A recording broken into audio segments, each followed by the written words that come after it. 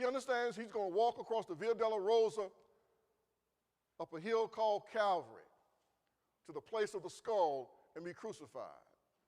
That is all pressing heavily upon his mind. But in these last 24, 36 hours, what he's going to do is download stuff that he hadn't downloaded before. He's going to pour into his disciples some very, very important information. And this is called the Olivet Discourse. This is sort of the last official Bible class that Jesus has with his disciples. And so most of the time you save the best of what you have to say to last, hoping that people remember what you said at the end. So that's what Matthew 24 and 25 is all about. And we don't have the time to really do an exposition of these passages, so we're going to just kind of survey them, and then you can read them, and we'll revisit them on Wednesday night. So Jesus starts his prediction about what's going to happen. Verse 24 of Matthew, it says, they come out of the temple. His disciples show him the buildings of the temple. And Jesus says to them, do you not see all these things? As surely I said to you, not one stone should be left here upon another that should not be thrown down. That was kind of shocking to them. It had taken 46 years to construct Herod's temple. And they're wanting Jesus to marvel over the temple, to marvel over the marble, to marvel over the gold and all the precious stone, the beauty and the majesty of the temple. And Jesus says, not one stone shall be left. He's predicting the destruction of Jerusalem and the destruction of the temple that will come to pass. So he says to them, there's going to be some dark days that's going to come upon this nation. And he moves on. They then go to the mountain called Olivet, one of his favorite places to retreat to teach his disciples. And Jesus says to them, based on a question, they say, well, Lord, they're still, in their mind, they're still thinking about, he said, the temple is going to be destroyed. So now they raise the question, they say, Lord, one of these things is going to happen, and what should be the sign of your coming? And so starting with verse 4 of Matthew chapter 24, all the way through the end of chapter 25, Jesus is laying out what the signs of his coming would be. So one of the first things he points out to them is that there are going to be many apostates, many false teachers, many false Christs will come and make claims that they are the Messiah. The second thing he points out in verse 6 is there's going to be a proliferation of national tension between nations, wars, and rumors of wars. Now, all through history, there have been wars and rumors of wars, but we've never been in a situation where we are today, to where there are so many nations that have so much military might, and even some of the underdeveloped nations are now moving toward getting nuclear and atomic capabilities, which automatically makes them a world power once they develop that technology. And the very threat of someone like the people in North Korea or Iran having a nuclear weapon, it sends chills through the spine of the president and the Pentagon.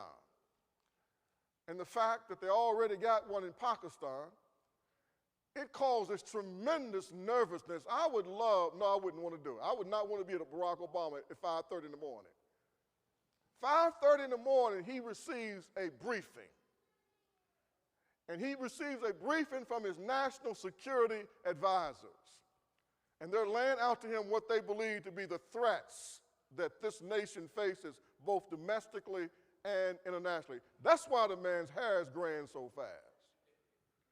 Every morning you wake up to hearing about the potential breakouts of war all around the world and how it could affect the United States national interests as they try to develop a strategy for that day to de-escalate the tension around the world and to protect the United States' best interests. So Jesus says there will be a growing proliferation of war and threats of wars, nations against nations, kingdom against kingdoms, famine and pestilence, earthquakes in various places. And we're seeing unprecedented earthquakes in terms of the magnitude of the quakes here in recent days that we've saw around the world in Haiti and other places. So he's describing a tough time. Verse 11, many false prophets will rise up and they will deceive many. And we've never had the type of proliferation of false religion, Christian cults, people being caught up into crazy things, Heaven's Gates, Jonestown, this other guy out in the Midwest where all these people died in this sauna. False religions, false teachers, lawlessness will abound. The love of many will grow cold, but the gospel will continue to be proclaimed. In the midst of this negative backdrop, with the apostasy, with the false teachers, with the wars, the gospel will continue to be proclaimed. And in countries all over the world, many people are coming to Christ. There are revivals in places like Africa and other parts of Asia, where the gospel is penetrating for the first time and gaining foothold, and people are coming to the Christ by the thousands. The gospel is being preached. God's kingdom is advancing. Then he refers to the abomination of desolation. Many people believe that that's when the Antichrist will go into the temple and make sacrifices. So he describes a time of tremendous stress and tension. And we don't know when this is going to happen, see. And so some people think that we don't see any of this. Well, I don't think that's the case. I mean, there's tension in parts of the world right now. People are starving to death every day somewhere in the world. People are being afflicted with diseases, and they're dying from diseases that are easily treated and cured in this country every single day. So just because things not like they're not happening here, don't mean they cannot happen here in the good old US of A. We are not guaranteed or promised that we'll be insulated and that we will be inoculated from some of the distress and the tension that's happening in other parts of the world already. I was listening this morning to PBS and Jane Goodall, which I studied about her when I was in biology class in 1970. And she's the lady who did all the study about chimpanzees and their habitat and so forth. Surely y'all saw Jane Goodall when y'all was in school, didn't you? Y'all learned about her, right? And she's an old woman now, but she's still smart and she's sharp as a tack. And she was sharing on this PBS program, and she said that if every nation consumed the same amount of things that we consume in the United States to survive, we'd need at least 4 planets. You'd have to have 4 planets with the amount of resources that's on this planet if everybody had the same appetite that we have for stuff and things. It can't go on forever. We can't consume like we're consuming forever. And that was the point. Now, right, wrong, or indifference, that's why we're hated by a lot of people around the world. See, for many years, people didn't know that we were consuming up most of the energy and most of the food and most of the water. They didn't know. They were in the third world. They didn't have communication. They didn't have internet, cyberspace, TV. So they didn't know how we were living over here. They didn't know we were living so large. So they started bringing those foreign exchange students to the United States, and they showed them a project, public housing, and said that's where the poor people live. In exchange, students, they kind of scratched that. What are you talking about, poor people? You mean poor people live inside here?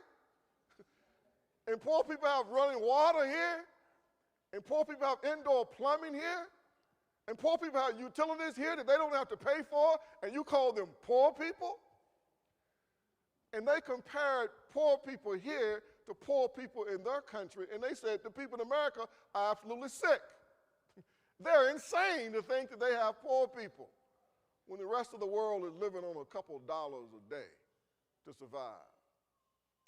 That will continue to create tension around the world. And there's no way around this. Our consumption, people envy us. That's why people risk life or limb, get on rickety boats coming from Haiti to try to get here. Come across the border patrol, to get in here. I was out in Phoenix, Arizona some months ago, and I met with some of the Mexican people. You know what they said? We ain't going back. I mean, they were just straight up.